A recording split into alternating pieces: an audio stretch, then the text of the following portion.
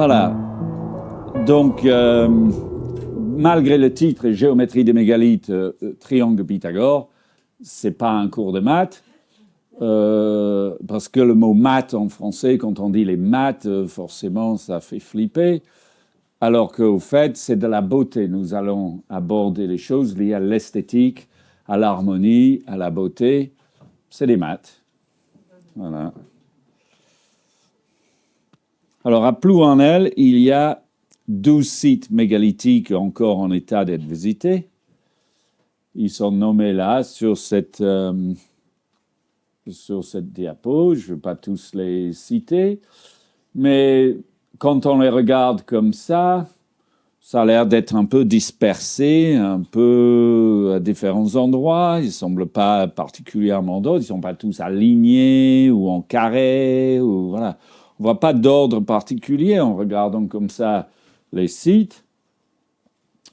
En bas ici, il y a Rondeau-Sec, les dolmens de Rondeau-Sec, qui est carrément dans le bourg de Plouanel. Et puis, les menhirs du Vieux-Moulin, Sainte-Barbe, Runesto, voilà. Et ça a l'air d'être un peu partout, un peu posé comme ça. Un site important, c'est Sainte-Barbe ici, les alignements de Sainte-Barbe, un site important à Plouanel, des vrais alignements avec de très grosses pierres en tête d'alignement. Mais alors, quand on regarde un peu plus près, on peut constater au fait que si on prend Sainte-Barbe comme le centre d'un cercle, il y a 3 sites qui tombent exactement sur le bord, ou 4 sites, même 5, parce qu'il y a un menhir qui se trouve ici dans les bois, qui n'a même pas de nom. Voilà, donc je n'ai pas mis. Mais le site de Runesto, qui se trouve exactement à l'est de Sainte-Barbe, puis Manière-Roc, c'est un dolmen un peu ruiné qui se trouve tout proche de la voie ferrée. Ensuite, le dolmen de Cosquer et au-delà, le quadrilatère de Cosquer qui, malheureusement, aujourd'hui a été détruit. Mais ces 4 sites, qui sont parfaitement localisables, se situent à la même distance des pierres de Sainte-Barbe. Donc là, déjà, il y a une sorte d'organisation, quelque chose qui ressort. Est-ce une coïncidence? Quelque chose qui pourrait dire que ce n'est pas une coïncidence déjà, c'est que Runesto est exactement à l'est de Sainte-Barbe et puis il n'y a pas d'autres sites en dessous. Comme si on avait un démarrage à un axe est-ouest et puis on tournait en cercle. Voici donc les 2 grosses pierres en tête de Sainte-Barbe. Des pierres très, très imposantes. Ici, on les voit un peu de plus loin avec les mégalithes des alignements et les fils. Oui. Voici un dessin de 1832 ou 33 de Blair et Reynolds, 2 Anglais, qui ont fait des dessins ici très, très précis. Après, au 19e siècle, il y avait beaucoup de dessins très fantaisistes des alignements, où des gens étaient hauts comme des fourmis et les mégalithes faisaient 40 mètres de haut. Et on avait les forêts absolues de... Ce qui fait que, par exemple, Blair et Reynolds, quand ils sont arrivés, ils pensaient ne pas avoir trouvé le bon endroit. Ils ont trouvé les alignements de Carnac. Ils disaient, oui, mais les gros, c'est où? Non, c'est vrai. Ils ont été induits en erreur par ces dessins fantaisistes. C'est ce qu'on appelait le celtomanie. On exagérait, puis à côté, il y avait des vierges en train d'être égorgées sur les tables de sacrifice. Enfin bref, c'était tout un plan. Hein. Ils n'avaient pas des jeux vidéo à l'époque. Et donc, quand ils sont arrivés, ils sont venus avec un appareil spécial qui leur permettait de faire exactement à l'échelle des dessins. Et on peut voir que ce dessin est bien réalisé. Et on le voit en train de mesurer ici la hauteur du menhir avec une pige. Alors, chapeau haute forme quand même. Hein. Voilà. et on voit les alignements. On voit dans leur dessin comment le fil d'alignement en 1832, on voit d'autres fils, on voit comment il y avait beaucoup plus de pierres qu'aujourd'hui, et où ça s'en va dans le lointain. Voici une photo satellite de ces pierres, c'est comme ça qu'on les voit. Et puis des pierres en alignement. Là, il y a un alignement là, un autre ici, et puis d'autres cachés dans les haies. Donc, c'est ces pierres-là, ces deux grosses pierres-là qui vont nous intéresser particulièrement. Deux grosses pierres avec une petite entre les deux, comme on a vu dans les photos. Et ce qu'on va constater, c'est qu'il y a un autre site plein nord de ces deux gros menhirs qui est perdu dans la forêt. C'est sur une propriété privée. C'est dans un bois privé. C'est perdu dans la forêt d'Erdeven. Mais plein nord de ces pierres, il y a des menhirs de Tenat Kerbernest Nord et plein est, à la même distance, Runesto. Voici Runesto, le dolmen de Runesto. Voici une autre vue avec des pierres un peu plus lointaines. Et puis les menhirs de Tenat Kerbernest Nord se trouvent, pour ceux qui connaissent les dolmens de Manebraz ici, on descend sur le chemin, on descend le chemin ici, et ces menhirs sont là. Alors, voici une image de ces pierres, c'est des gros blocs. L'association ASEM avait fait une étude, toute une étude sur ces menhirs, que je relate dans une conférence qui s'appelle « Le cercle de Sainte-Barbe ». Et on avait relevé, je ne sais plus combien, au moins une trentaine de pierres à cet endroit, avec un alignement visible à 45 degrés par rapport aux axes cardinaux. Et donc, dans cette conférence sur le cercle de Sainte-Barbe, je présente tous ces différents lieux qui se trouvent à la périphérie de ce cercle. Donc, entre l'Est et le Nord, il y a tout un ensemble de choses, et notamment des alignements ici, des alignements de Coreter-Blaye et les alignements dits de Manebraz qui se trouvent ici. Le cercle vient effleurer les alignements de Coreter-Blaye et les alignements de Manebraz sont sur la ligne. Et donc, tout un ensemble de monuments qui tracent ce cercle-là. Voilà. Alors, il y a des alignements un peu plus au nord, plus sur la commune de Plouanel, mais à Kerzero. Des alignements de Kerzero sur Erdeven, sur la commune d'Erdeven. Ici, c'est une photo prise au lever du soleil à l'équinoxe. Ces alignements sont orientés sur l'axe est-ouest. Donc, ils marquent clairement cette orientation est-ouest. Alors, là, je vais aller à Google Earth et je vais vous montrer quelques... Alors, que je ne fasse pas de bêtises. Vous voyez quelque chose, là? Voilà, vous voyez Google Earth et j'ai organisé un truc pour que vous voyez en très grand les mesures qui s'affichent. Comme ça, vous allez pouvoir voir clairement ce qui se passe. Donc, je vais afficher quelques sites comme ça. Sainte-Barbe, Rondeau-Sec, Runesto, Kerzero. Voilà, ça ira pour l'instant. On va regarder Sainte-Barbe-Runesto. Donc, ça c'est un élément principal. Sainte-Barbe à Runesto, donc on voit bien Sainte-Barbe à Runesto. Donc, vous voyez... Voici les deux très gros menhirs et le petit menhir entre. Et bon, je vais cliquer là. On va aller d'ici, donc directement vers l'est. Donc, il n'y a pas de visibilité entre les deux parce que le terrain descend et il y a des choses entre, quoi, qui fait que aujourd'hui, on a marché sur ce chemin-là. Et je vous ai arrêté ici pour dire, là, on était dans le creux, et on avance, et on va jusqu'à Runesto. Alors, je vais zoomer ici, et là, on voit la dalle de ce dolmen. Vous voyez clairement la dalle du dolmen.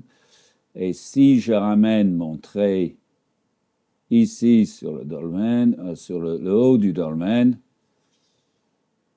voilà, sur le coin haut du dolmen, j'ai 2640 mètres à 90 degrés. Oui?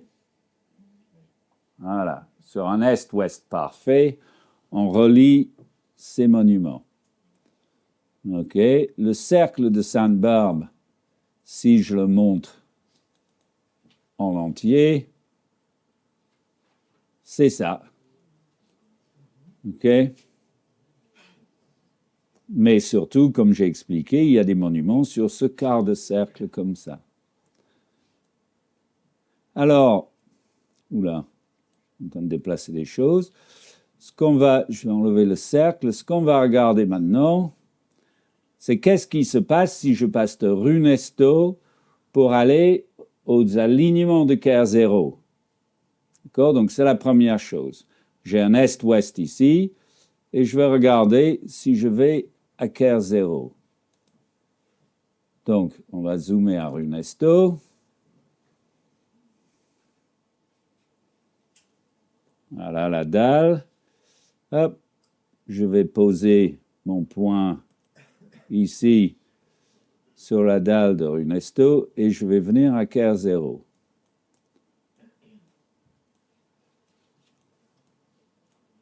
Voici les alignements. Et je vais mettre à un point ici au début des alignements, au nord des alignements. Et là, j'ai 36,87 degrés. Alors, voyons voir. Voilà, c'est par ici. Est-ce que j'ai les images à jour sur Google Earth? Mais vous voyez, j'ai 4800 mètres. Ah, ça n'a pas cliqué. 4800 mètres à un angle de 36,87 degrés. Alors, pour ceux qui ne savent pas, enfin, c'est 306, donc c'est est-ouest, c'est 270, plus 36,87. C'est l'angle exact d'un triangle 3, 4, 5. Donc, 3, c'est un triangle de Pythagore. 3 sur le côté nord-sud, 4 est-ouest, 5 sur l'autre côté. Et donc, entre le Runesto et Caire 0, j'ai exactement cet angle. Et 4800 mètres. 4800 mètres sur le côté 5 de ce triangle. OK? Donc, ça commence à donner quelque chose dans ce goût-là. OK? Maintenant, on va regarder la relation entre Sainte-Barbe et Caire 0. Donc, on va partir du même point, de manière centrale, et on va monter ici, au même point ici, le même point exactement que j'ai fixé pour le triangle. Ici, on lit un angle de 337,38 degrés. Bon, c'est un peu compliqué, ça, par rapport à 360 degrés.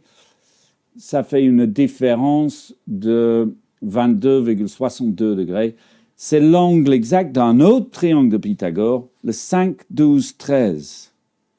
22,62 degrés.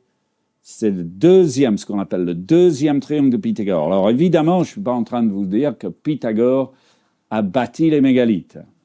Nous, on appelle ces triangles les triangles de Pythagore parce que c'est la première personne avec qui nous pouvons nous relier historiquement qui en a parlé. Mais Pythagore a été enseigné en Égypte et sa connaissance, il n'a jamais dit « c'est moi qui ai trouvé ».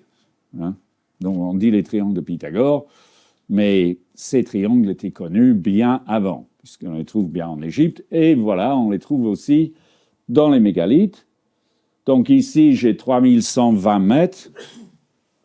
Alors, je n'ai pas dû aller tout à fait assez loin. Voilà, 3120 mètres.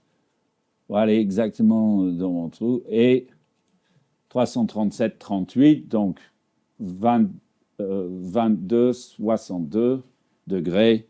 C'est le triangle 5, 12, 13. Donc, si je regarde ça dans son ensemble, là, on commence à voir qu'au fait,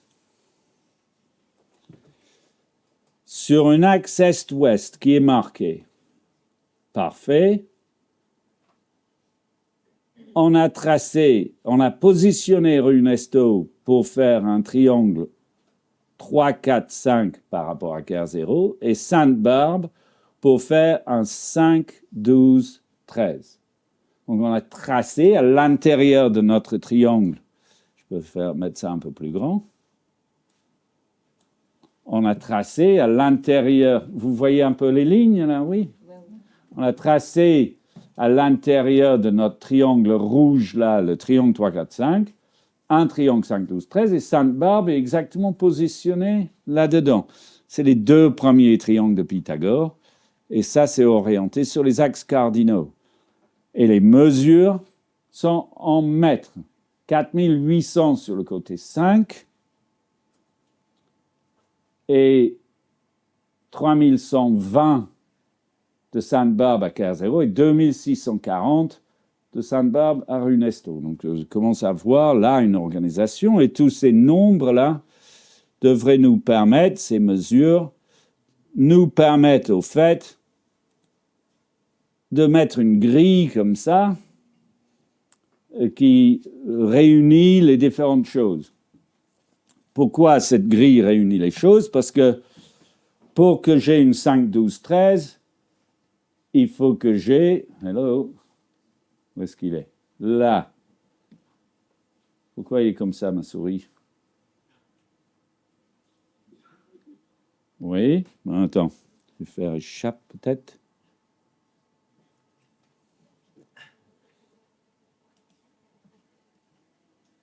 Oui? Voilà, c'est toujours comme ça. Vous la voyez? Oui. Voilà. Eh bien, pour que j'ai 5 ici, donc là, vous voyez, j'ai 5 cases de Sainte-Barbe au coin, là. 1, 2, 3, 4, 5.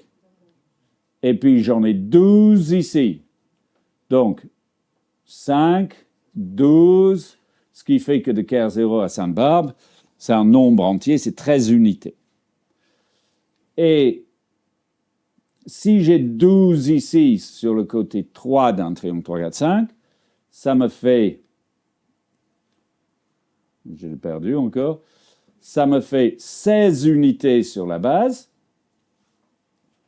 parce que mon triangle va faire 12, 16 et 20. Oui?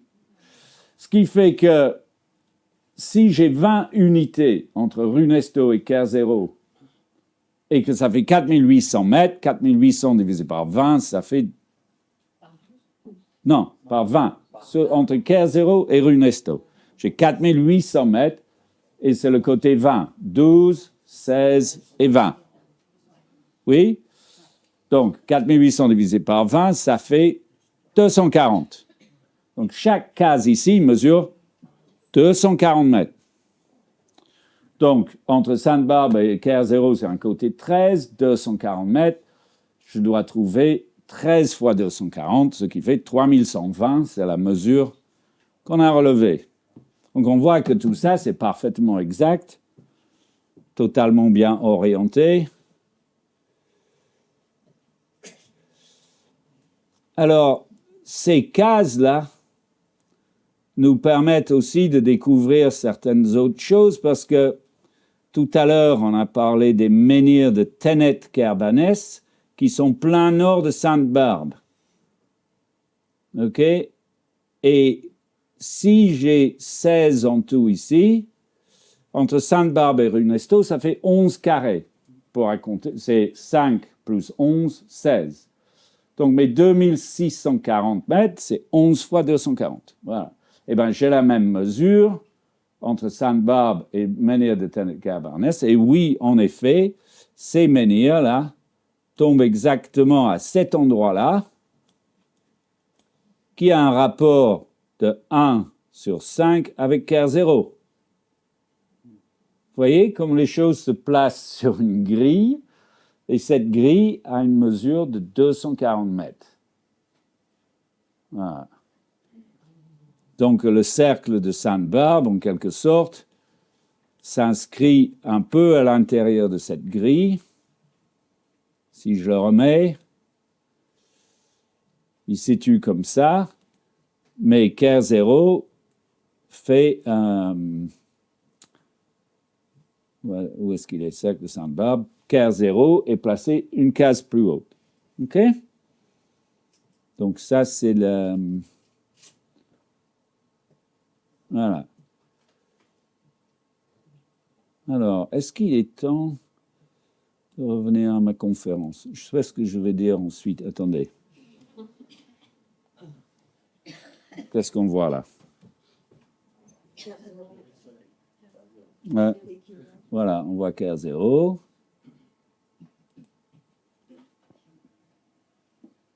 Voilà, donc ça c'est le résumé de ce que je viens de dire.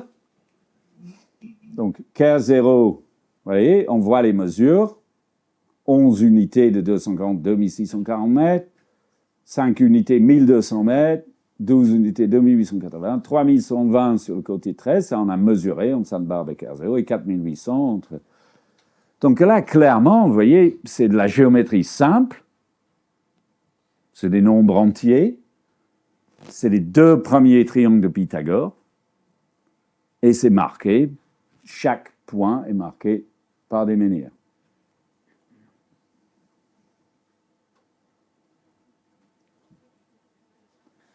Alors, ce qu'on va découvrir ensuite, enfin, je l'ai présenté dans une autre conférence qui s'appelle le grand carré mégalithique d'Erdevenne à Carnac, c'est que si je fais un grand carré de 20 unités, donc j'avais 20 unités, vous voyez, entre Kerr0 et rue Nesto. Donc si j'utilise ça comme un rayon, et je trace un sorte de cercle pour avoir au nord ici,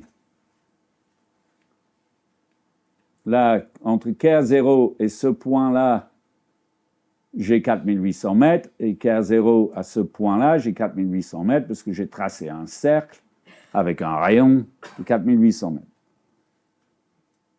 Si je transforme ça en carré, là, je vais trouver des monuments mégalithiques encore. Et principalement, dans l'angle, ici en bas, je ne sais pas si vous voyez à l'arrière, mais dans l'angle coin, ici, on tombe exactement sur le cromlech au début des alignements du Mennek Ouest. Ce qui fait que ce rectangle, ce carré, relie les alignements, le tout début des alignements de Carnac au tout début des alignements de Kerr0. Et ce carré fait 4800 mètres de côté. Voilà, sur les 4 côtés. Voici présenté. Alors, on va voir qu'il y a d'autres monuments impliqués. Parce que dans l'angle ici, il y a 2 dolmens qui sont positionnés nord-sud l'un par rapport à l'autre. C'est un lieu qui s'appelle Kerrick-la-Lande. On va aller le visiter en septembre à l'équinoxe. Je fais des journées. On va étudier ce carré et on ira visiter ces 2 dolmens-là. Mais ils sont positionnés nord-sud sur cet axe. Il y a les dolmens de Manekerioned dans le couloir et nord-sud. Il y a les monuments de Mané-Braz ici. Et au centre de ce carré, quasiment, il y a la colline de Mané-Remort ou Mané-Hermort sur lequel il y a 4 dolmens. Et il y avait sûrement d'autres vestiges mégalithiques qui ont disparu avec la Deuxième Guerre mondiale. Donc c'est le centre du carré est marqué par une colline naturelle. C'est le plus haut colline de Plouanel. Il est au centre du carré.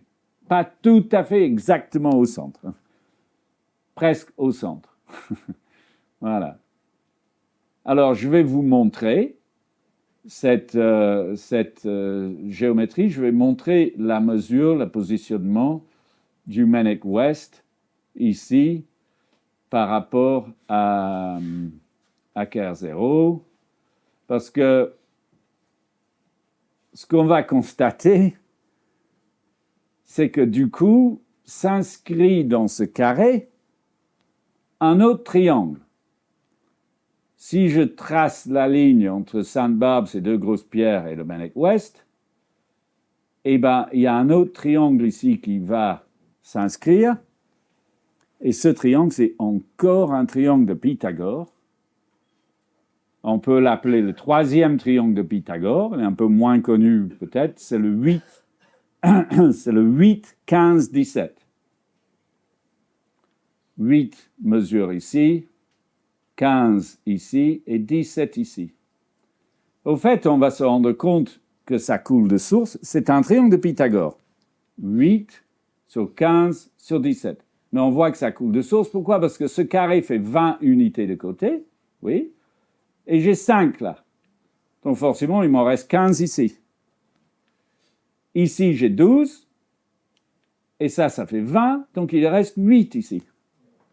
Donc, j'ai 8 sur 15, et puisque j'ai 8 sur 15, ça me donne 17 sur l'hypoténuse, enfin sur la pente, ce qui fait que j'ai le troisième triangle de Pythagore qui vient positionner les éléments de ce carré. C'est tout à fait étonnant. C'est une géométrie qui est très très jolie, même fait sur du papier. Ici, c'est fait sur le paysage, à une échelle gigantesque. Et c'est vraiment pas approximatif. C'est pour ça que je vais sur Google Earth pour vous montrer les mesures, les angles. C'est pas du tout approximatif. Donc, si j'ai 17 unités entre Sainte-Barbe et le Mannix West, 17 fois 240, j'ai fait le calcul, moi, voilà, égale 4080 mètres. Donc, si ce que je dis s'avère vrai, entre le Mannix West et Sainte-Barbe, je dois avoir 4080 mètres. Et sur un angle donné, c'est l'angle d'un triangle 8, 15, 17, cet angle vaut 28,07 degrés. Donc, par rapport à l'est-ouest, je devrais trouver 28,07 degrés en plus, ce qui fera 298,07 degrés avec 4080 mètres. Alors, c'est bon, j'ai perdu mon petit bonnet de micro, c'est pas grave. Hein? Ah oui, merci. Je sais pas si c'est grave. On va le remettre, il va avoir froid. Bon, alors.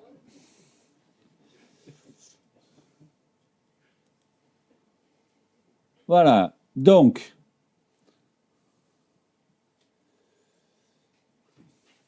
Le quintuple carré, voilà.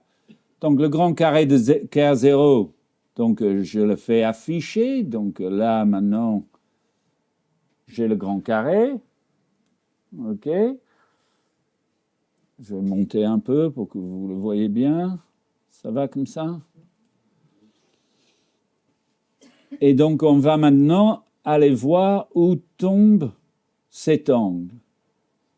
Et on va se rendre compte, je vous ai montré cette pierre aujourd'hui pour ceux qui étaient là. Le coin tombe exactement ici sur cette pierre, qui est la dernière pierre à l'est de ce cromlech. Le cromlech, on le voit ici, il commence là, ça c'est la première pierre, il tourne comme ça. Et il tourne, où est-ce que je suis? Il tourne ici, là, comme ça. Là, il a été détruit, il passait dans cette maison. Et là, on le retrouve ici, là. Là, c'est des pierres ici, puis ça remonte ici, ça longe la grange. Donc, vous la voyez comme ça, là? Voilà. C'est un œuf. C'est un œuf. Voilà. Et donc, c'est la dernière pierre parce qu'il y avait un trou. Il y avait un trou entre là et là. Et donc, si je pars de cette pierre, comme c'est montré là, et je vais maintenant à mes deux pierres de Sainte-Barbe ici, les voilà. Alors, j'ai 4080 mètres à 28. Alors, je dois être un peu trop haut. Voilà, 28,07, ça tombe là. OK? 480 mètres. J'ai fait un petit mètre de trop. 4080 mètres sur 298,07. Vous voyez la précision. OK?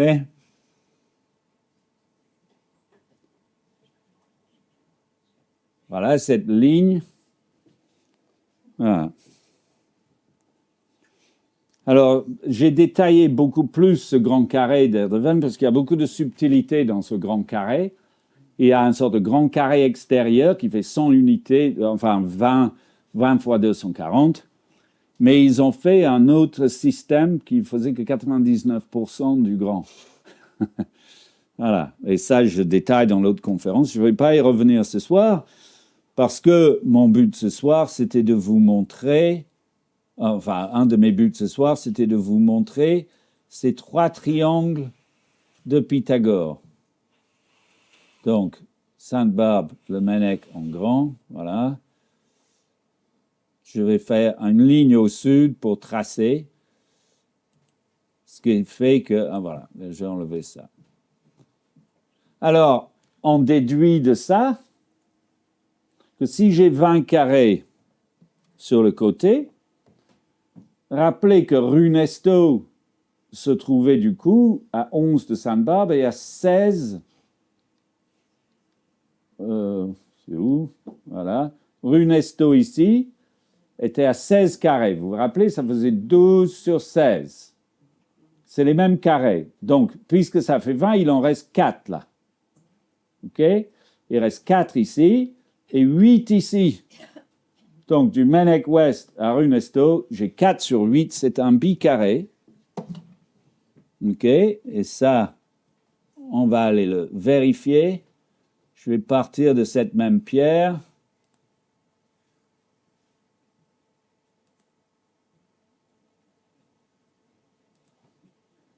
Et on va aller voir cette dalle de Runesto. Donc, pour avoir un bicarré, il faut l'angle, c'est 333,44. C'est ça que ça doit faire? 43, 44. Voilà. Vous voyez ça? 333,43. Ça laisse 26,57 degrés. On tombe en plein milieu de la dalle. Donc, nous avons là un bicarré exact qui va, voilà. Il fallait que ça soit un peu plus long. Si je fais, il doit faire 82 100, il doit aller jusqu'au coin ici, voilà, 96, 2146,6. Et ça, divisé par racine de 5, donne 4 fois 240. Voilà. Donc, c'est pour vous montrer que tous ces monuments, je répète, hein, c'est difficile à croire. On va les visiter, on dit, ah oui, c'est un joli dolmen. Et on ne se rend pas compte, au fait, qu'on est dans une vaste grille, on est dans une vaste structure, incroyablement installée, qui tient lieu, qui tient compte des points hauts et tout ça, d'une totale précision. Voilà. Et avec des formes géométriques très simples, les formes de Pythagore, les triangles de Pythagore. Donc ici, on a les 3 premiers triangles de Pythagore qui sont exprimés dans un carré. Et du coup, puisqu'il y a cette grille, tous les sites se trouvent reliés entre eux par des nombres entiers, par une géométrie liée à des nombres entiers, comme ça. OK. Je vais revenir à cette présentation-là, je pense. C'est ce que je viens de montrer. OK, ben j'ai dû dupliquer la diapo. Donc, voici l'œuf du Mannech. J'ai mis une ligne jaune pour qu'on le voit un peu mieux. Et je vais maintenant me concentrer sur la pierre de l'autre côté. Ici, la végétation avait moins poussé à cette époque sur cette photo, quand j'ai fait cette photo. Depuis, Google Earth a changé ses images et le buisson a poussé au-dessus des menhirs. Donc, on ne le voit plus aussi bien, mais il est bien à cet endroit-là. Celle-ci, on la voit toujours, la belle blanche, là, et celle-ci, on la voyait ici. Ça, c'est la dernière pierre. Cette pierre est perpendiculaire. Voilà, donc ça, c'est le côté est du cromlech du Mannech. Ça, c'est la dernière pierre à l'est. C'est de celle-ci que je viens de faire les différentes mesures. Et puis, si on vient de l'autre côté, ça, c'est la courbe derrière le village. Ça, c'est un autre dessin de Blair et Reynolds qui montre que les menhirs étaient tombés, certains menhirs étaient tombés. En 1832, certains menhirs étaient tombés à l'extérieur. Alors, je peux dire juste un mot là-dessus. Pourquoi ces menhirs étaient tombés? C'est parce que, avant de faire ce cromlech, on avait terrassé l'intérieur. Donc, on avait fait des travaux de terrassement pour faire du plat à l'intérieur de l'œuf. Et donc, il y avait un dénivelé entre l'œuf lui-même et le terrain naturel à côté. Vous voyez la pente, là. Sur la gravure, on voit la pente. Oui?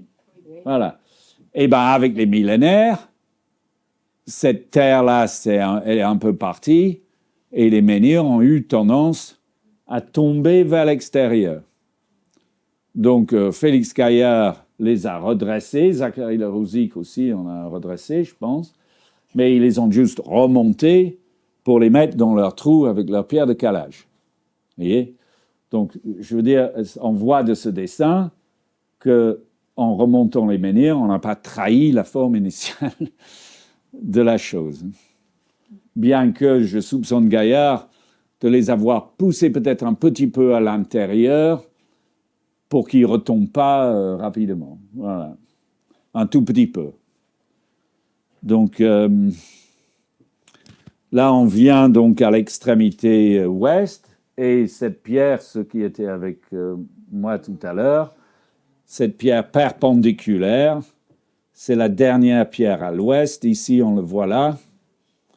On le voit comme il est placé perpendiculairement pour fermer la ligne.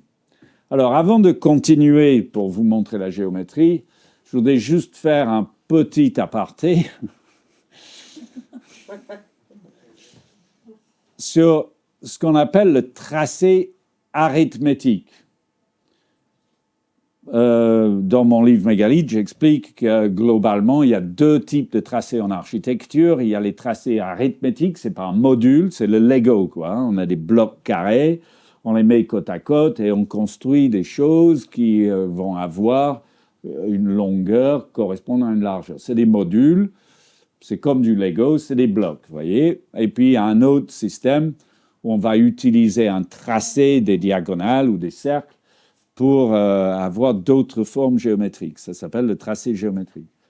Alors ici, le tracé arithmétique, donc il y a des modules de base. Et si je regarde en haut, donc 3 carrés, eh bien la diagonale d'un triple carré, comme on l'appelle, va avoir une certaine pente. Si j'ai 4 carrés, vous voyez que la pente est un peu moins raide. Puis 5 carrés, un peu moins raide encore. Puis 6 carrés, puis 7 carrés. Et donc, on a un ensemble de possibilités pour tracer des pentes à des angles différents, tout en utilisant des nombres entiers. Il n'y a pas de calcul à faire. Je compte 1 et 4, et ça me donne une certaine pente. Voilà. On a l'impression qu'elles sont parallèles.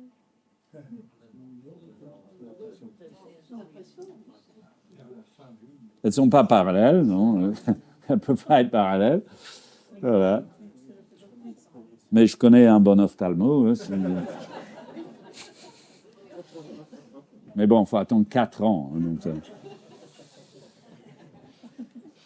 on a le temps de se planter. Voilà. Donc, voici le principe modulaire, comme ça. Et puis, ces diagonales qui vont créer des angles. Alors, ces triangles à angle droit, les triangles de Pythagore, donc dits à angle droit, je les ai présentés très rapidement tout à l'heure, on va regarder un petit peu. Ces triangles à angle droit ont des nombres entiers sur les 3 côtés. Mais les modules qu'on vient de voir, où c'est 1 sur 3 ou 1 sur 4, ça pourrait être 2 sur 3, on a des nombres entiers sur 2 côtés, et c'est le schéma montré ici. Voilà, c'est une sorte de référence. A et B représentent n'importe quel nombre entier différent. Donc A peut être 1, B 2 ou 3 ou 4. A peut être 2 et B 4 ou 5 ou 6. N'importe quel nombre entier. Ça va nous générer un angle qu'on appelle alpha. On ne la connaît pas parce qu'on ne connaît pas A et B, donc ça fait un angle qu'on ne connaît pas. Par contre, cette forme que j'ai appelée moi un triangle racine va générer automatiquement un triangle de Pythagore. Chaque fois qu'on a un truc comme ça, il génère un triangle de Pythagore. Ah bon, je ne sais pas pourquoi, il fait marche arrière. Voilà, on va y revenir. Donc, il y a une sorte de formule, là, magique, photographiée, si vous voulez. Il y a une formule qui permet de générer directement à partir de n'importe quel rectangle, comme ça, avec 2 nombres entiers, le triangle de Pythagore qui correspond. Donc, pour avoir ce côté-ci, on multiplie A par B, on multiplie par 2. Pour avoir ce côté-ci, ben c'est B au carré moins A au carré, et celui-ci, A au carré plus B au carré. Et le truc très intéressant, c'est que l'angle de ce triangle de Pythagore qui est généré est le double de l'angle de mon rectangle. On ne sait pas ce que c'est, mais le nouvel angle, c'est le double. C'est 2 fois plus grand. Donc, je vais doubler l'angle en faisant cette affaire-là. Et j'aurai des nombres entiers sur les 3 côtés. Alors qu'ici, je n'aurai pas un nombre entier ici, puisque selon le théorème de Pythagore, ça va être la racine carrée de A au carré plus B au carré. Donc, ça va être une racine carrée. Et ça peut être un nombre entier, mais dans la plupart des cas, c'est ces méchants racines carrées là qui nous font perdre la tête. Voilà. Et qu'on n'aime pas, c'est irrationnel. Et on n'aime pas. Non, mais il y a énormément d'enfants qui décrochent à l'école dès qu'on aborde les racines carrées. Ben oui, énormément, parce que c'est pas tangible, on ne sait pas ce que c'est. Et chez les anciens, on faisait tout ce qu'on pouvait pour éviter les racines carrées et utiliser les nombres entiers. Alors, voyons voir comment ça marche. On va voir des exemples, parce que là, c'est très théorique avec A et B et machin, donc voyons voir comment ça marche. Prenons le triple carré. Donc, triple carré, on a 1 et 3. Donc, 1 sur le côté et 3. 3 plus 1, 3 carrés plus 1, 10. Donc, j'ai racine de 10 sur le diagonale. Maintenant, et puis un angle, ici, ça, on le fait par trigonométrie, ça donne un angle de 18, 435 degrés. Maintenant, appliquons notre formule. Donc, ici, on avait 2AB. Bah, déjà, l'angle est double. 2AB, donc c'est 2 fois 1 fois 3. Donc 6. Ça va. Ensuite, ici, c'était B au carré moins A au carré. Donc 3 au carré moins 1 au carré, c'est 9 moins 1, 8. 1 fois 1, 1 fois 1, c'est 1. Et puis, 3 au carré plus 1 au carré, 10. Donc ce triangle, c'est 6, 8, 10. Alors, c'est des nombres pairs, on peut diviser par 2, 3, 4, 5. Ah ah! Donc, le triple carré, ici, génère, en doublant l'angle du triple carré, ça génère ce triangle-là, le triangle 3, 4, 5 de Pythagore. Okay? Donc, on peut dire, clairement, que le triangle 3, 4, 5 a une relation étroite avec cette forme du triple carré.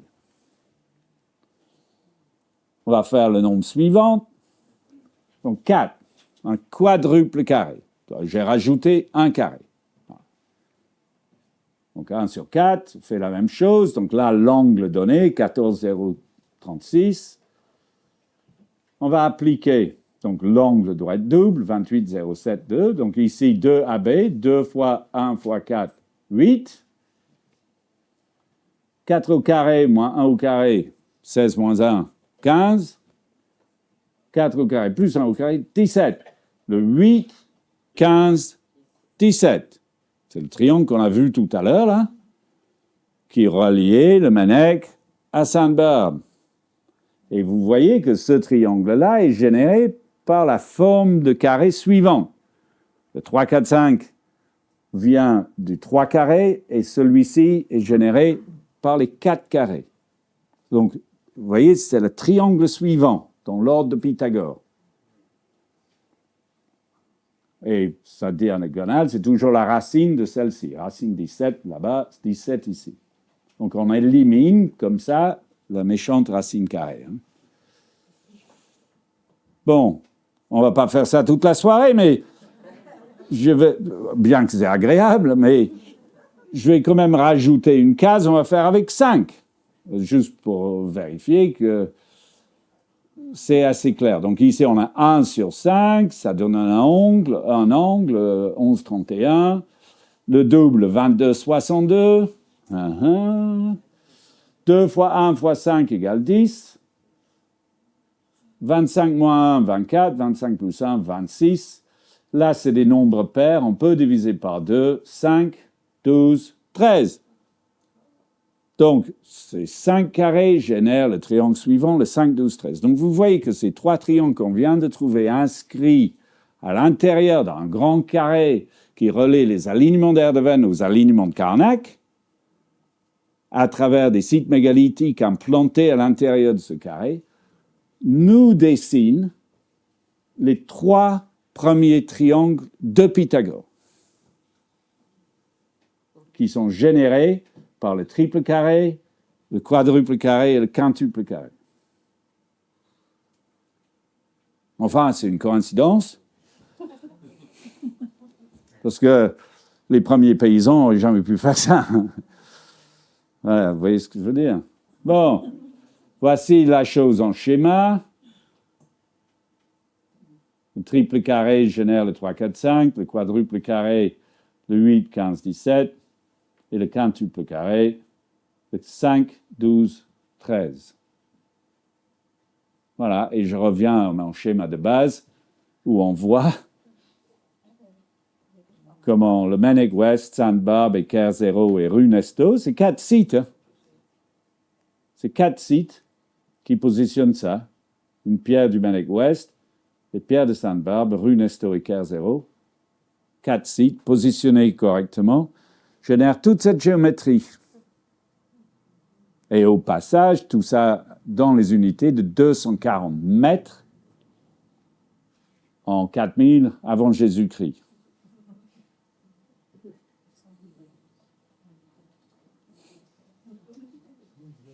Donc, Napoléon, au lieu d'aller en Égypte, il aurait pu venir à Plouanel. J'imagine la campagne de Napoléon à Plouanel.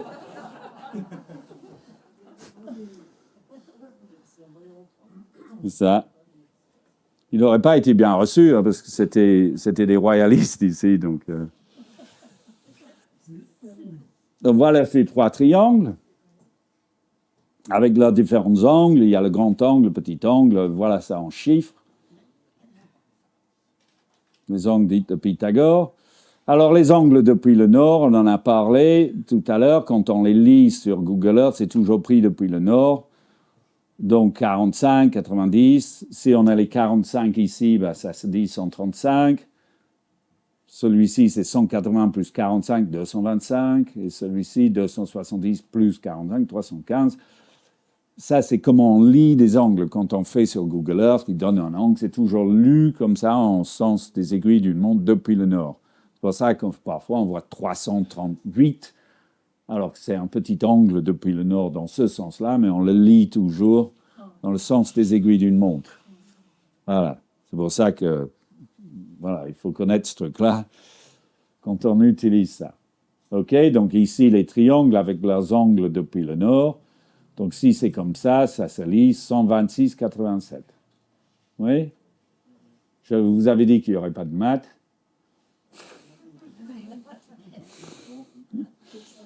Ça se lit 270 plus 36, 87, avec 306, 87. Donc, selon où on lit, si je lis dans une direction ou d'une autre, vous voyez, j'aurai toujours les mêmes angles, mais il faudrait ajouter 90, 180, etc., ou l'enlever, pour avoir tous ces différents angles sur des différents triangles. Bon. Donc, on va aborder autre chose maintenant, parce que je ne vous ai pas parlé de rondeau sec. On a été voir aujourd'hui 3 dolmens, ceux qui étaient à la balade, 3 dolmens magnifiques sur un point haut, les dolmens de rondeau sec. Et au fait, si on a un triangle, le triangle vert, là, c'est notre fameuse 8, 15, 17, là, qui relie Sainte-Barbe, ici, Omenec, ici. Eh bien, c'est possible, à l'intérieur de ça, de dessiner encore 2 triangles de Pythagore, le 3, 4, 5 et le 5, 12, 13. Je peux dessiner à l'intérieur de ce rectangle, de ce triangle. Je place un point ici, vous voyez, et il me permet, au fait, ça c'est une autre façon qui me permet de voir ces 3 triangles dans une seule forme. Oui? Ah, oui? Oui. Voilà. C'est les mêmes 3 triangles, 3, 4, 5 en rouge, le 5, 12, 13 en bleu, et toujours notre grand triangle 8, 15, 17 à l'extérieur. OK?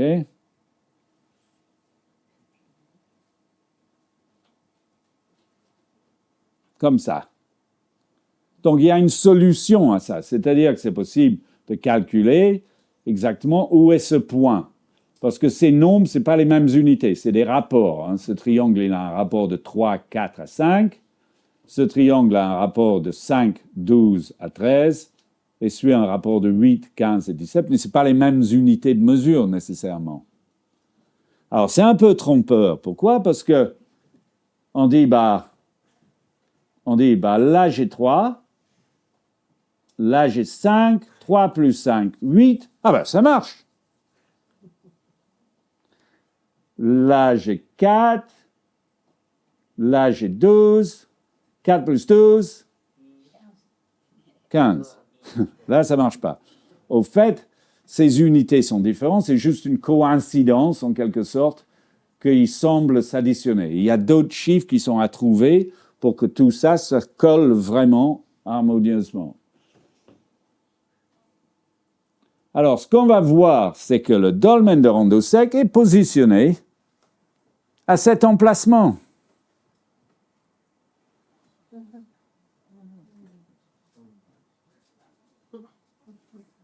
Au cas où on n'aurait pas compris, avec le grand carré, et le 5, 12, 13, 3, 4, 5, et 1, et bien voilà, on a le dolmen de rondeau sec placé ici, qui va positionner un 5, 12, 13, un 3, 4, 5 à l'intérieur de ce grand triangle-là.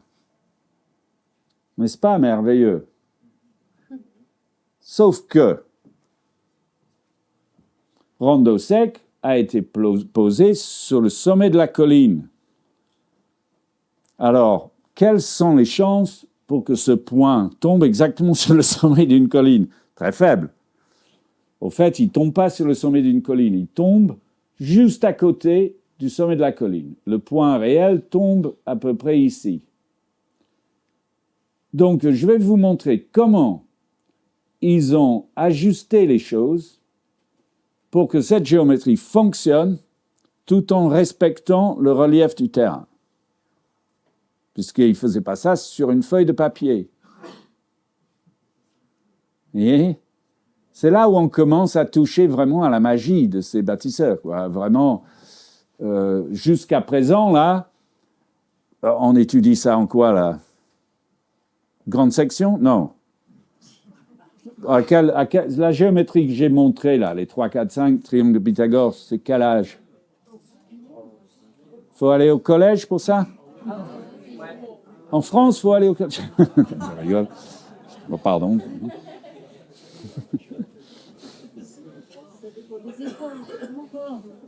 Bon, va bref. Oui, OK, cinquième. Ça, personne n'y comprend rien, mais c'est en cinquième quand même. Voilà.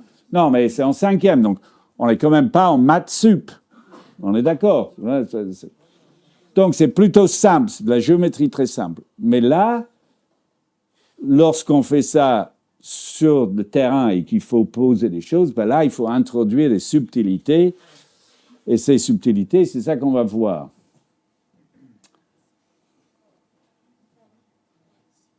« 3, 4, 5, 5, 12, 13, et notre fameuse 8, 15, 17, donc Sainte-Barbe, Rondeau Sec, le Maine-Ouest. Donc Rondeau Sec, on l'a vu, c'est le couloir de Rondeau Sec, avec son couloir qui serpente et son axe qui rentre. Et puis, il y a sur le côté, j'ai attiré sur l'attention, il y a 2 dolmens alignés, pareil, à Rondeau Sec, avec des beaux couloirs et des belles chambres. Et puis, il y a un petit truc sur le côté, un peu tristouné, qui a un petit couloir, et puis la chambre s'est écroulée, c'est rempli de terre. C'est un petit truc sur le côté, ça n'a pas la même orientation. Et on peut demander à quoi ça sert, pourquoi on est venu mettre un petit truc là. Bon, officiellement, c'est sûrement parce qu'il y a eu un autre mort dans la famille et il fallait faire un truc à côté. C'était un cousin éloigné.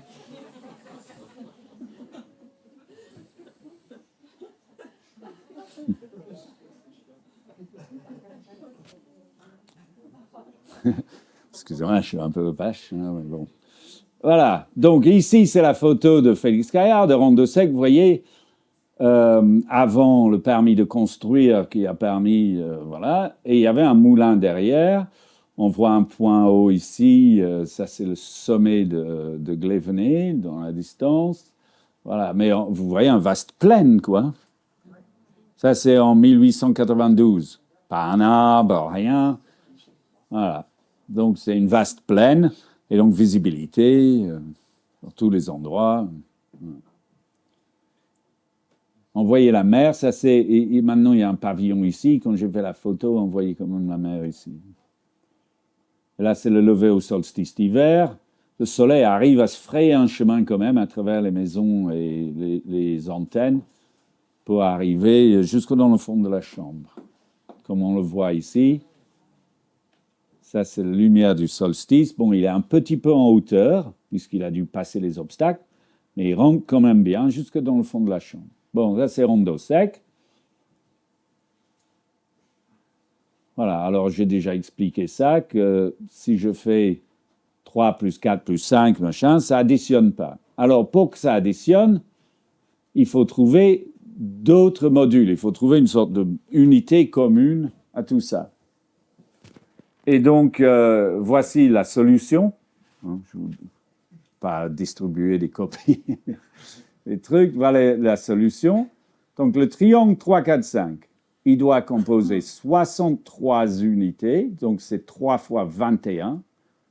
Donc, les nombres du 3, 4, 5 doivent être multipliés par 21. Donc, au lieu d'être 3, 4, 5, c'est 63 sur 84 sur 105 sur la diagonale. OK? Ce qui fait que mon 5, 12, 13, lui, il est multiplié par 13 unités, de même 13 unités, ce qui va faire 5 fois 13, 65. Donc ça, c'est la même 65 unités qui ont la même valeur que les 63 unités ici. OK? Donc là, je ne sais pas si vous suivez, ça va peut-être venir plus clair. Donc, 5 fois 13, 65. Ici, 15 fois 16, 240. Et 17 fois 16, 272. OK? Donc, si je prends ces deux-là, 65 plus 63, 128. 8 fois 68, 8 fois 16, 128. Donc, mon grand triangle en vert, lui, a des unités de 16. Voilà. 16, 13 et 21. Et comme ça, tout se combine pour une unité de mesure unique. OK? 150, 240 ici, c'est 156 plus 84. Donc ça, c'est la solution qui permet de mettre, c'est la solution idéale, théorique, pratique, parfaite, qui permet d'avoir les mêmes unités avec un 3, 4, 5, un 5, 12, 13 et un 8, 15, 17. Okay? C'est 63 sur 65 et 84 et 156. Voilà, tout ça, ça colle et c'est les mêmes unités. Alors, ça fait combien en mesure? Vous voyez, parce que maintenant qu'on connaît les unités, on va pouvoir voir combien ça mesure. Sauf que d'abord, voilà la calcul. Et donc, sur le côté 17, j'ai 272.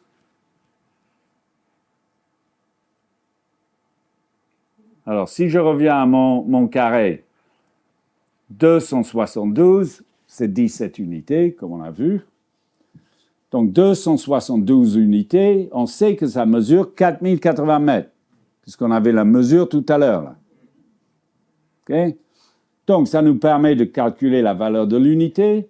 Une unité égale 15 mètres. Donc ici, si je fais une grille qui fait 128 sur 240 avec des unités de 15 mètres, ben, tout tombe dedans. Voilà. Okay? Donc tout ça, c'est très beau. J'ai sur le bas, ici, 240 unités égale 3600 mètres. Alors, vous voyez les chiffres qui ressortent de ça. Voilà. Tout ça, c'est merveilleux.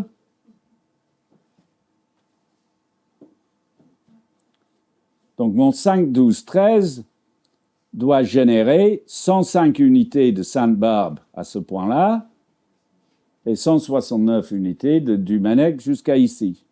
Donc, je vais pouvoir tracer sur Google Earth ces lignes et voir exactement où ça tombe. On a fait l'épure géométrique, en quelque sorte, même si ça a été un peu vite. Et donc, normalement, le dolmen de Rondeau Sec devrait être à 1575 mètres de Sainte-Barbe sur l'axe d'un triangle 3, 4, 5 et à 2535 mètres du Manek sur l'angle d'un 5, 12, 13. OK? Google Earth, allons-y. On va mesurer. Quelqu'un peut retenir ces chiffres? 1575 pour le 355 et 2535. Ne vous inquiétez pas, je les ai préparés à l'avance. Donc,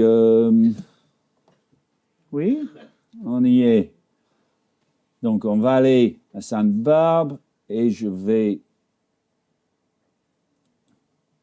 faire Rondeau Sec. Rondeau Sec, le Manek théorique et Rondeau Sec Sainte-Barbe théorique. C'est-à-dire que je viens de tracer là vite fait les deux lignes en mauve. Celui-ci, Sainte-Barbe à Rondeau Sec, qui fait la mesure de... Attendez.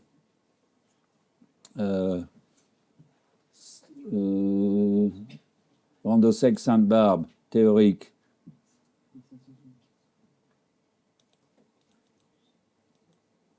Enfin, bref, je ne peux pas cliquer dessus, j'ai un petit problème là. Bon, enfin, c'est pas grave. Et si on regarde la pointe de jonction, ça tombe là. Non, pas pile. Les dolmens de Rondeau Sec sont là. Et notre valeur théorique tombe ici. Ce n'est pas sur le haut de la colline. Je ne sais pas si vous avez remarqué ceux qui étaient à Rondeau Sec. La route ici descend, ça c'est en pente. Et ici, on descend assez raide. Et donc, le point théorique exact est plus bas. Donc, le dolmen n'a pas été mis là, parce que les dolmens, je vous ai expliqué, sont quasiment toujours placés sur les points hauts. Pas toujours, mais très souvent. Donc, ils ont dû trouver une astuce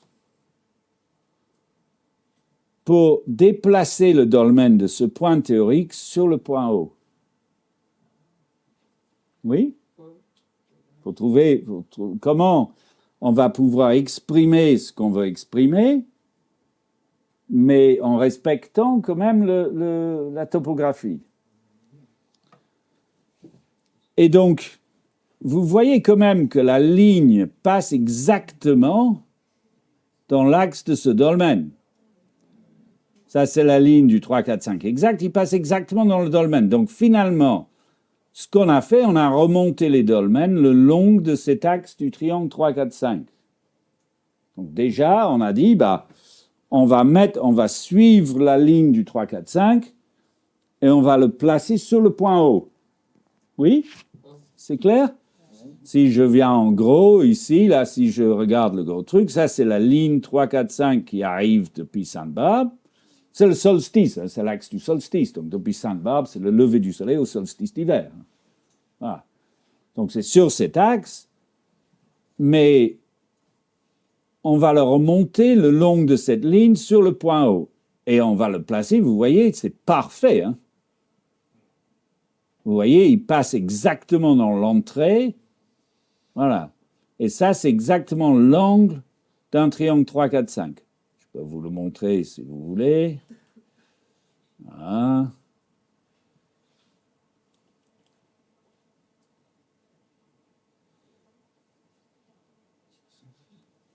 Vous voyez, 36,87 degrés, 1575 mètres. C'était ça les mesures? Oui, voilà. Donc, ça, c'est exactement ça la chose. Donc, le dolmen a été remonté le long de cette ligne. Là, vous voyez qu'il arrive sur la pierre de gauche. Sur la pierre de gauche, parce que l'autre dolmen arrive sur la pierre de droite. Chaque dolmen, son axe, celui de gauche vise la pierre de gauche, celui de droite vise la pierre de droite. OK?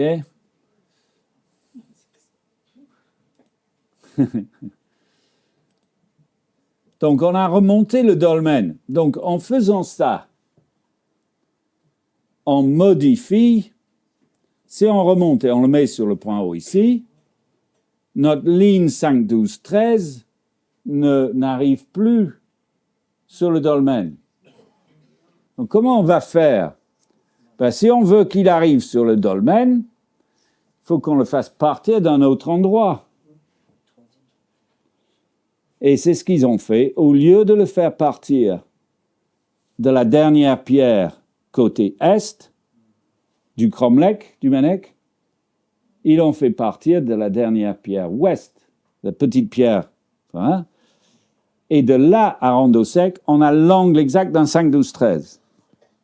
Donc on a utilisé ce cromlech pour déporter en quelque sorte l'angle.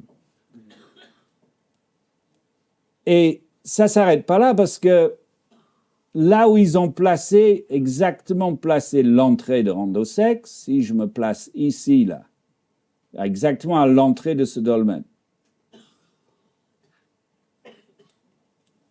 et je viens avec mon angle de triangle 3, 4, 5, exactement, ici, alors 87, voilà, et puis, regardez, bon, en mètres, ça ne me fait rien, mais si je mets ça en pieds, 4997 pieds, au fait, ça fait 5000 pieds anglais. Donc, j'ai la preuve ici, c'est les Anglais qui ont fait. Voilà. Je ne dois pas être tout à fait au début, voilà, ici. Voilà, 5000 pieds anglais, c'est exactement ici, 5000 pieds anglais. Voilà. L'angle exact d'un triangle, 3, 4, 5. Et sur le côté 5 d'un triangle 3, 4, 5. 5000 pieds sur le côté 5 d'un triangle 3, 4, 5. Donc, pour nous montrer que, pour nous montrer, je ne sais pas si c'est pour nous montrer, mais ça nous montre que on a raccourci cette ligne là où devait théoriquement, par rapport à une géométrie parfaite, le dolmen, mais qui n'était pas sur le point haut, on raccourcit la chose et on introduit une autre unité de mesure qui donne exactement 5000 unités sur le côté 5 OK? Alors, le pied anglais, juste pour histoire, on n'en connaît pas l'origine. C'est une très vieille mesure. On ne sait pas d'où ça vient. Okay? Ça vient depuis la nuit des temps. On a toujours connu le pied anglais en Angleterre. On n'a pas... Voilà. Et beaucoup de monuments mégalithiques en Angleterre, on trouve le pied anglais utilisé. Donc, c'est le pied. On appelle ça le pied anglais parce qu'on l'a trouvé là-bas. En fait, voilà. Il est utilisé clairement ici. Donc, j'espère que vous avez compris. Donc, on a fait ça. Donc, et maintenant, du coup, pour positionner le 5, 12, 13 à partir de ce point-là, et bien maintenant, je dois avoir une autre ligne. Et donc, cette ligne, au lieu de traverser jusqu'à la dernière pierre, il s'arrête à la première pierre ici. Et là, j'ai un angle exact de 5, 12, 13. Donc, il y a un ajustement qui a permis de mettre ce dolmen sur le point haut. L'angle n'était pas tout à fait exact.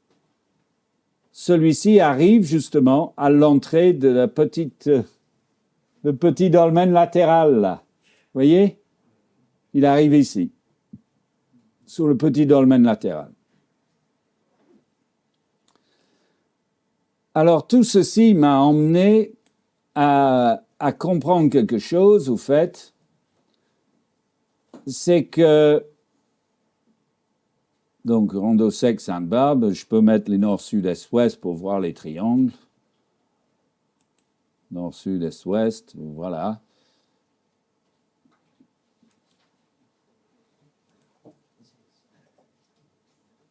Voilà, ben, je mettrai ça tout à l'heure.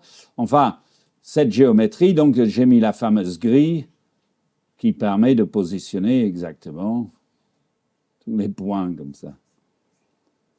Alors, je vais revenir maintenant à la présentation. Donc voici, pardon. Bon, je vais faire en marche arrière. Non? Est-ce que c'est? Oui. Excusez-moi un instant. Voilà. Donc, si je viens maintenant, là, c'est l'ancien schéma. Donc, on a ce triangle de Sainte-Barbe, 3000 sur 4000 sur 5000 pieds, qui vient jusqu'au dolmen. OK? Mais vous rappelez que, selon le schéma théorique, et c'est ici l'incroyable subtilité qui va nous prouver qu'il connaissait le schéma théorique exact. Parce que dans le schéma théorique exact, on devait trouver normalement 63 unités sur ce côté. Je ne sais pas si vous vous rappelez ici, là. Ça devait être 63, 65, voilà. Voilà. Donc on devait trouver 63 unités. Donc je me suis dit, est-ce que du coup, pour faire comprendre qu'il connaissait, et 63 unités ici, est-ce que 3000 pieds divisé par 63, ça donnerait quelque chose? Mais je n'ai pas trouvé. Enfin, si, n'inquiétez pas. Au fait, si je divise 3000 pieds, ça fait 914,4 mètres. Si je divise ça par 63, je fais le calcul, 14,5143 mètres. Donc ça me donne cette mesure. Cette mesure fait exactement 7 toises mégalithiques. Alors, la toise mégalithique, c'est une mesure qui a été donnée pour la première fois par le professeur Thom. J'en ai parlé aujourd'hui dans la journée, mais le professeur Thom de l'université de Cambridge avait mesuré plus de 600 monuments en Angleterre. Et par déduction statistique, il avait déduit une mesure en faisant des mesures et des mesures et des mesures, des milliers de mesures. Il a trouvé qu'il y avait des mesures qui revenaient statistiquement. Et il a déterminé une mesure, la toise mégalithique, 2,0736 mètres ou 0,2036 735, à l'époque, il avait trouvé 2,0735 mètres. Voilà, il avait trouvé. La toise mégalithique. Et ce qui est incroyable, c'est qu'au fait, sans qu'il le sache, cette mesure est exactement 4 fois la mesure qui avait été trouvée en Sumer, la coudée de Nippur. C'était un bar de cuivre gradué qui délivrait une coudée, une mesure, la coudée, de 51,84 cm. Donc ça, c'est une barre de 2500 ans avant Jésus-Christ. C'est la plus ancienne barre de mesure connue au monde. Et cette barre de 51,84 fait exactement le quart de la toise mégalithique. 51,84 fois 4 égale 2,0736. Voilà. Donc 4 de ces unités trouvées dans les fouilles en Sumer correspondaient exactement à une mesure trouvée statistiquement par le professeur Thom des études faites sur des monuments britanniques. Voilà. Et donc, cette toise mégalithique, c'est une mesure qui n'est pas reliée, normalement, ça a été trouvé statistiquement, enfin. Mais ici, au fait, on se rend compte que la toise mégalithique est liée au pied anglais.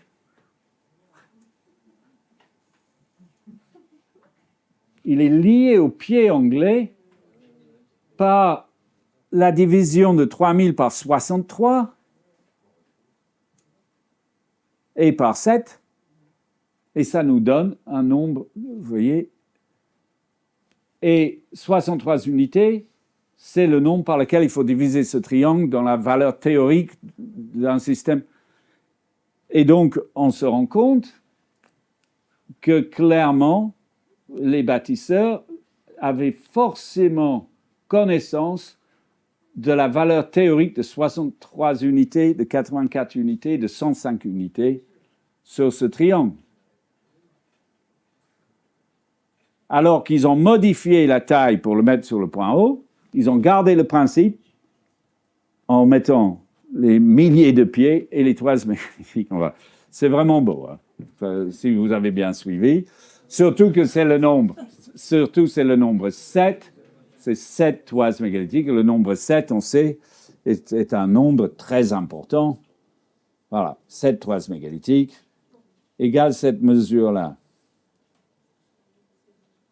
Ce qui fait que, puisque c'est ça, 63 unités et une unité fait 7 toises mégalithiques, hein, il est là, Philippe? Oui, tu suis? 63 fois 7? Voilà, tout à fait, c'est 289. 441. Ah, fois 7, oui. Voilà. J'avais calculé 3 fois 63. Non. 63 fois 7, c'est 7 toises mégalithiques. Donc, si on veut le mettre en toises mégalithiques, 63 unités, c'est 63 fois 7. Donc, 441 ici, 588 ici et 735 ici. Voilà, en toises mégalithiques. Donc, voici ce triangle. Et donc là, on commence à comprendre comment on a expliqué ce déplacement sur le point haut. Et si on prend les choses depuis Rondeau sec, du coup, on devrait avoir 65 unités sur 156 unités sur 169 unités. Alors, le temps passe et il commence à faire tard, donc je ne vais pas retourner sur Google Earth, vous donner toutes les mesures, mais là, j'espère que vous me faites confiance. Voilà.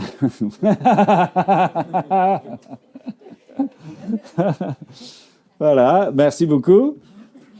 Ce que l'on va se rendre compte, c'est que ces mesures sur ce triangle-là, avec le déplacement du début du triangle vers l'autre côté du Mennec, va nous introduire des longueurs, cette fois-ci non pas par des multiples de toises, mais par des multiples de pieds. 5 fois 13, donc c'était 65 unités sur ce côté-ci, 65 unités.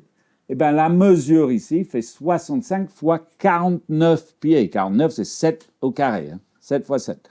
Donc, on a 7 toises mégalithiques comme unité sur le 3, 4, 5 sur l'autre, et 7 fois 7 pieds comme unité sur ce triangle-là, qui a été diminué légèrement en le déplaçant son point de départ vers l'autre côté du cromlech pour que les deux lignes convergent sur le point haut.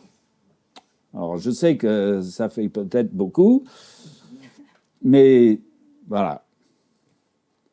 Donc, l'unité de ce triangle, c'est des unités de 49 pieds, donc c'est légèrement plus. Tout à l'heure, on avait 14,51 mètres comme unité. Ici, on a 14,9352. Puisque, vous comprenez, puisqu'on a raccourci l'autre triangle, on a agrandi un peu celui-là, donc l'unité est un peu plus longue, et c'est 7 fois 7 pieds. Donc voici le schéma d'ensemble, ici l'unité 7 toises mégalithiques, et ici l'unité 7 fois 7 pieds anglais, et c'est comme ça qu'on a pu mettre les dolmens sur le sommet. Tout en indiquant qu'on connaissait parfaitement la réalité théorique.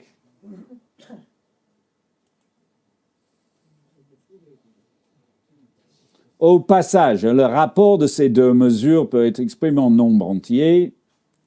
Ces deux différences entre 49 pieds et 7 toises mégalithiques de ces mesures, c'est un rapport de 889 sur 864, ce qui fait qu'on a fait une augmentation de 25 sur 864 qui s'exprime en nombre 5 au carré divisé par 2 puissance 5 fois 3 au cube, c'est-à-dire que ça peut s'exprimer, ces nombres s'expriment parfaitement avec les trois nombres présents dans la gamme musicale, 2, 3 et 5. C'est que des puissances de 2, de 3 et de 5 qui expriment le rapport entre ces deux mesures. Voilà, bon, ça c'est pour les... Voilà. Alors, c'est pas fini, hein, c'est presque fini. C'est pas tout à fait fini. Pourquoi? Parce que puisque entre le Menec et Sainte-Barbe, on a mis un truc en dessous, Rondeau Sec, pour montrer ces deux triangles, bah, entre Rondeau Sec et le Menec, il y a un autre endroit, le dolmen de Kergavat. On n'a pas été aujourd'hui, c'est juste au bord de la route et c'est ultra dangereux. Donc, je tiens à vous quand même un petit peu, donc on n'a pas été le voir. Je vous conseille d'aller le voir si vous pouvez, parce que c'est une très grosse dalle, mais c'est vraiment au bord de la route. Voilà, la grande route qui va à Carnac. La grande route, enfin, pour nous, hein, c'est une grande route. Hein, voilà, la gigantesque route qui va... Voilà. Je commence à faire un peu rural, moi, dans... Bon, enfin bref. Donc, il y a le dolmen ici de Kergavat. Eh bien, il est placé aussi selon un principe. Vous voyez, par rapport à la pierre de blocage, la pierre perpendiculaire du Menec, à Kergavat, on a un rapport de 3 sur 10. Donc, c'est des nombres entiers de 3 sur 10. Et de Kergavat à Rondeau Sec, 2 sur 3. Tout à l'heure, dans la conférence de Pierre Coucy, on a vu 2 sur 3. 2 sur 3, c'est très utilisé aussi dans les rapports, 2 sur 3. Et donc, Rondeau Sec à Kergavat, c'est un 2 sur 3. Donc, on a placé celui-là pour positionner d'autres rapports à l'intérieur de cette ligne. Voilà. 28 unités sur 27 unités, voilà, 42 sur 90. C'est pour vous montrer que c'est le même type de principe qui est utilisé. Voilà. Par contre, il y a une unité de mesure qui en ressort, 17,65 mètres. Je ne sais pas ce que c'est. Alors maintenant, on a vu comment Runesto était placé par rapport à Sainte-Barbe sur un 3, 4, 5, mais comme Rondeau Sec, mais comment il est placé par rapport à Runesto? Runesto qui était notre est-ouest par rapport à Sainte-Barbe et qui semble être un axe majeur. Au fait, on va voir que c'est 9 sur 14. Le rapport ici, 9 sur 14, alors qu'ici, on avait 9 sur 12, sur un 3, 4, 5. Ce qui fait que sur la ligne du base, ça fait 12 plus 14, ça fait 26 unités.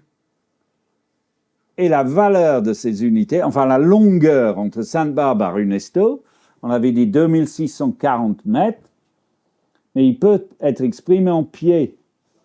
En pieds, ça fait 8666,66 pieds. Et 26 unités fait cette distance, qui fait notre unité, fait 333,33 pieds, ce qui fait 49 toises mégalithiques. Eh oui, c'est-à-dire 7 au carré. Donc, l'unité utilisée ici, par rapport à Runesto, est un nombre, 7, on avait 7 pieds au carré, vous voyez, là on a 7 toises mégalithiques au carré, qui fait l'unité montrée ici sur ce schéma-là.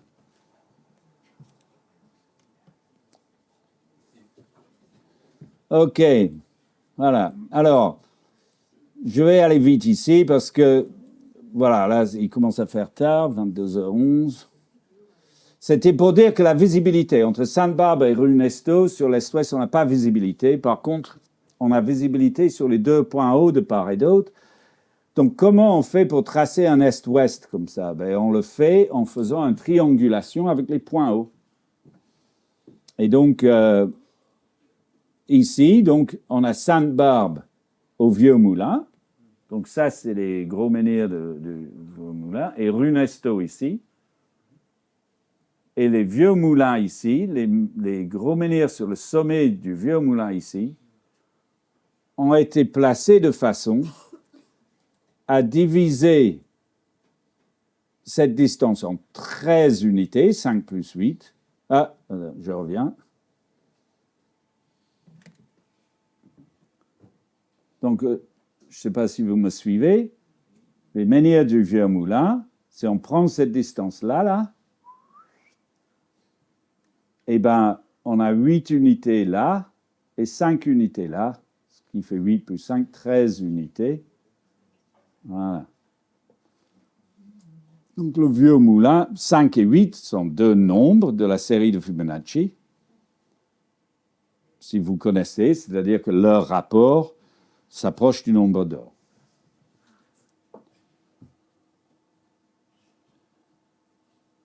Et si maintenant je regarde Rondo sec, regardez cette grille-là qui fait 13 unités. Si je regarde Rondo sec, au fait, il est exactement placé sur la grille, mais vraiment exactement. Lui, il divise en 6 sur 7. Donc les 13 sont divisés en 6 et 7. Donc c'est comme si on avait une sorte de piano ici, ou une division en 13 parties entre Sainte-Barbe et Runesto. Et le vieux moulin le divise selon 5 et 8, et l'autre est Rondo sec, 6 sur 7.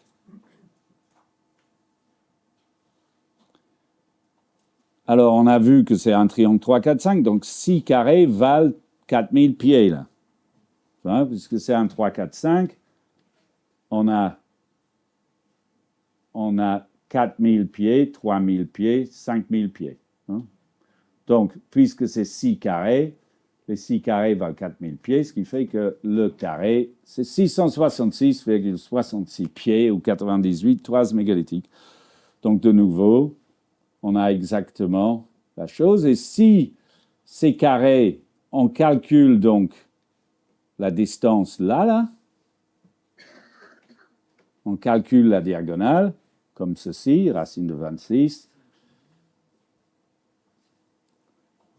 Ça nous donne sur la diagonale une longueur qui fait 3400 pieds avec une précision de 99-98 ou 500 toises mégalithiques avec une précision de 99-95.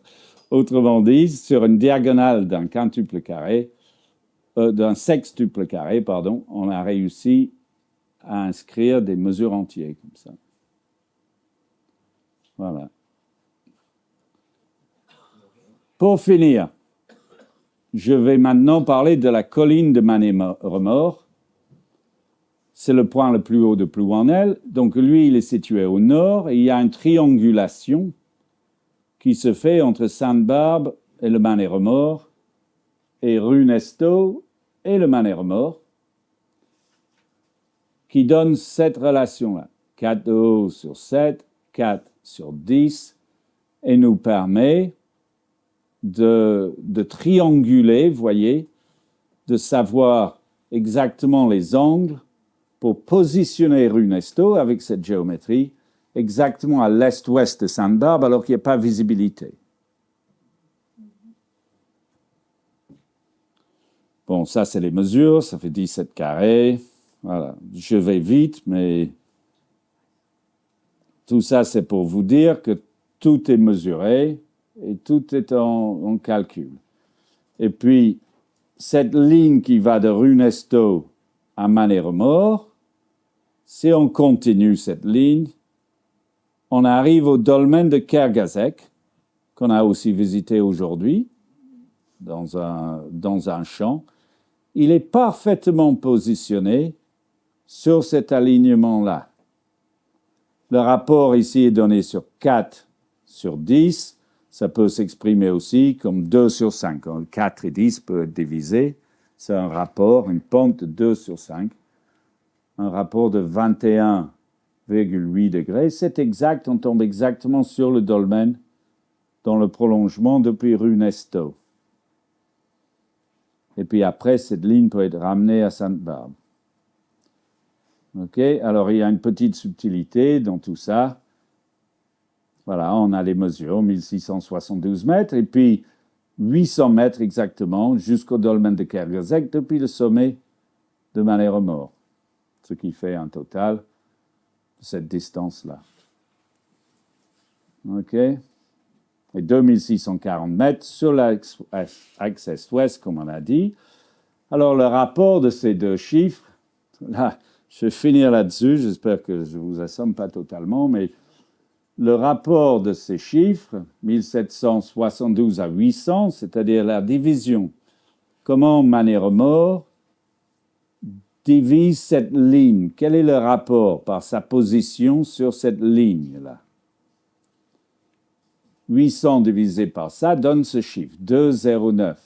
Donc, il divise la ligne, cette partie-là est 2,09 plus longue que celui-ci. Si on divise le total par 800, c'est-à-dire si je regarde le rapport de 800 à toute la longueur, 2460, j'ai ce chiffre-là, 3,09. C'est 3,09, c'est la moitié de 618, 618, vous voyez? Ce qui fait que cette ligne peut être vue comme 4 unités de 618 mètres. Et on trouve donc le nombre d'or, 0,618, 1 sur le nombre d'or, exprimé en mètres comme ça. Voilà, donc rien n'est fait au hasard, tout est fait, vous voyez, chaque monument est positionné pour ressortir une harmonie, une relation, une loi, on pourrait dire, pour ressortir une loi, les lois de l'harmonie, les lois du cosmos. Et c'est quelque chose de difficilement compréhensible pour nous. Okay? Je vais vite sauter là-dessus parce que c'est un peu compliqué pour finir, je pense.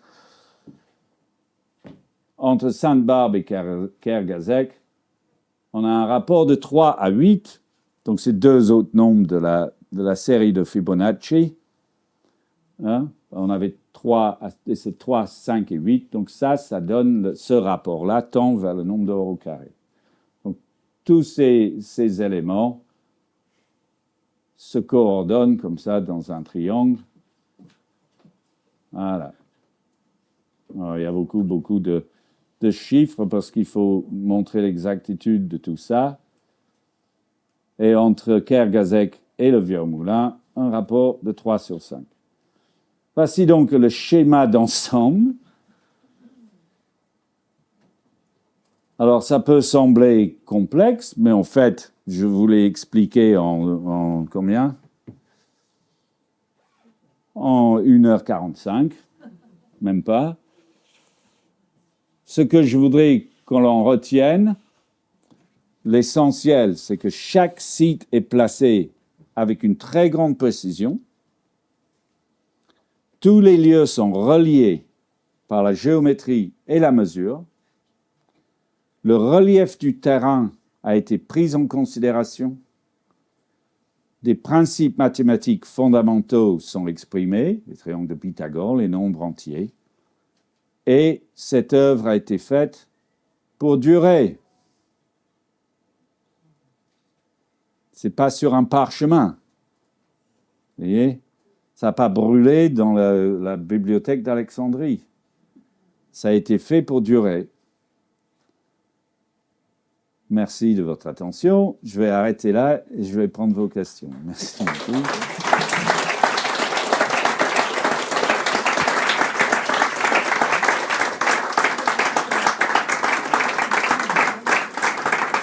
Merci.